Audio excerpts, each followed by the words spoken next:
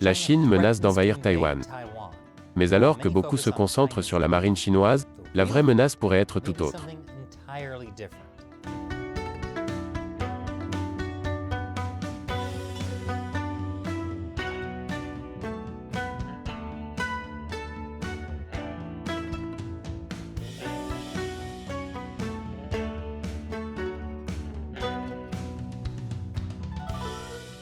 Bienvenue à Chine non censurée, je suis Chris Chappell. Cet épisode est sponsorisé par PC Doctor Toolbox.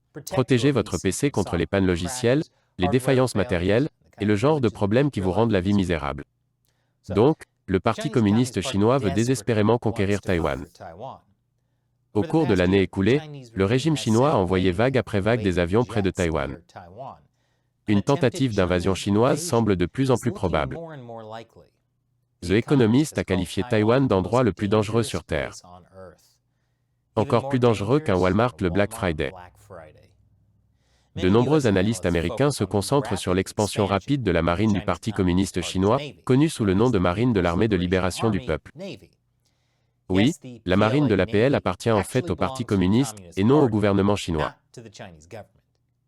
Et la Chine possède désormais la plus grande marine du monde, plus grande encore que les États-Unis. Mais il y a un problème à se concentrer sur la marine chinoise. Il est facile pour les stratèges militaires américains d'imaginer un scénario dans lequel la Chine envoie sa flotte vers Taïwan, où elle peut être facilement éliminée par les torpilles et les missiles américains. Il n'y a donc pas de quoi s'inquiéter, n'est-ce pas? Mais Taïwan est confronté à une menace bien plus importante de la part de la Chine. Une menace que les USA auraient beaucoup plus de mal à gérer. Je vous dirai ce qu'il en est juste après la pause.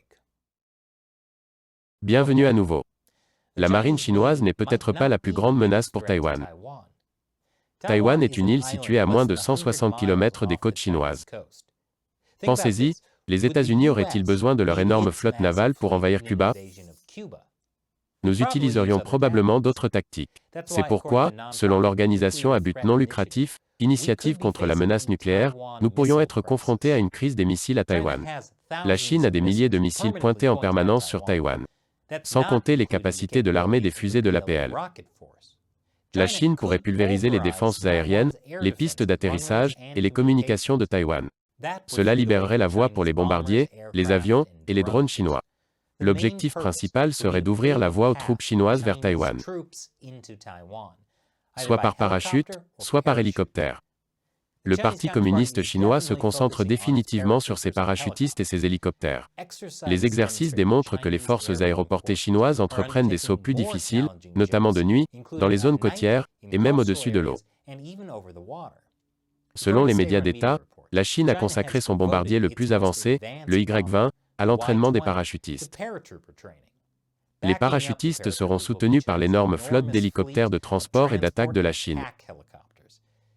Ce rapport d'un expert russe sur l'APL s'intitule « L'Empire céleste des ailes tournantes ».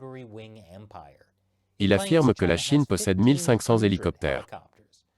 Et selon Lyle Goldstein, directeur de l'engagement en Asie à priorité de défense, entre les forces parachutées et héliportées, la Chine pourrait raisonnablement espérer mettre 50 000 soldats sur l'île dans la première vague, et bien plus de 100 000 dans les premières 24 heures. Ce ne sera pas facile.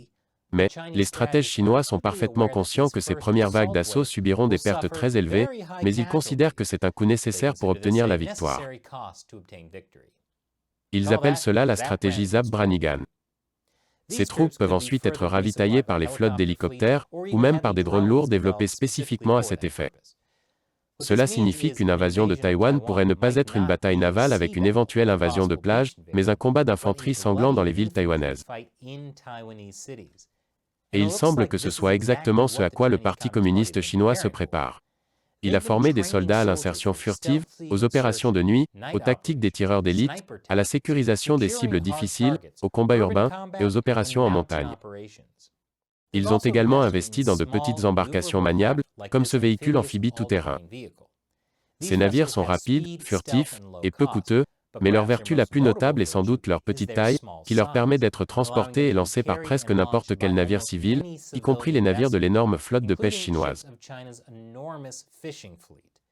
Pendant ce temps, les États-Unis ont investi dans des navires high-tech coûteux qui prennent trop de temps à être construits, comme nous l'avons discuté dans un récent épisode d'Amérique non scénarisée, La marine chinoise a-t-elle déjà battu la marine américaine? Je vous mets un lien vers cet épisode ci-dessous si vous voulez le consulter. Tout cela pour dire que, la meilleure chose que les États-Unis puissent faire est d'empêcher une invasion chinoise de se produire en premier lieu. Et les États-Unis peuvent le faire en montrant un soutien fort à Taïwan, et en coupant la Chine de l'argent américain.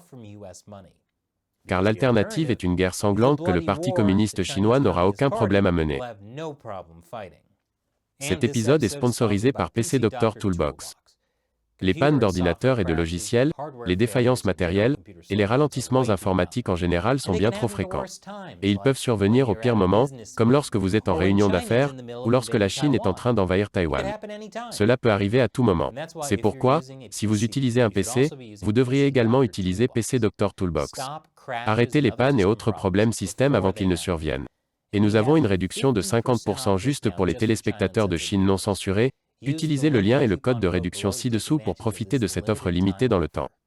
Je suis Chris Chappell. Merci de regarder Chine non censurée.